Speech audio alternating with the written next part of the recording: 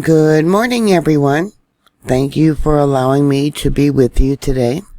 Early this morning, there was a magnitude 6.5 down by Antarctic, between Antarctic and New Zealand. This was along the Balleny Fault Zone. On Geoscope, it showed how the fault zone moved. This is an area of a trans fault, and also within an area where in 1998 they had the largest earthquake ever, which was in an intraplate earthquake. Of late, there's been a lot of intraplate earthquakes. An example, the new Madrid fault zone, the earthquakes along the east coast of the United States, and some of them in the UK, etc.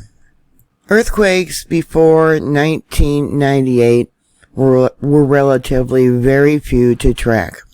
Most earthquakes of a magnitude 5 or less were not even recorded until the United Nations put in a recording site to record earthquakes that could have been caused by a nuclear explosion.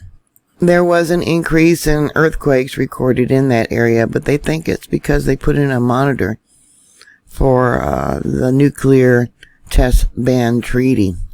Before the 1998 8.1 earthquake, they had an earthquake in that location maybe once every 2 years. And then after the earthquake, it slightly increased, just slightly.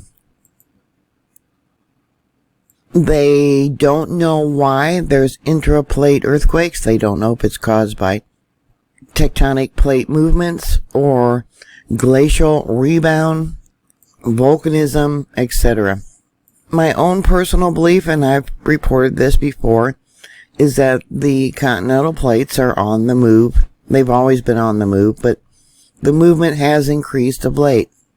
In 2011, they had that earthquake along the East Coast there in Virginia that damaged so much in Washington. Whatever the reason was, they're going to have more earthquakes down there, but a lot of them will not be reported because of the lack of monitoring. Yep, another earthquake in a diverse place. Another sign for people to watch for. So what are your thoughts? Please put those comments down below. Thank you very much for watching. Thank you very much for your support. And I hope everyone has a very Merry Christmas and a Happy New Year. I do think that 2022 is going to be worse. And people should be prepared.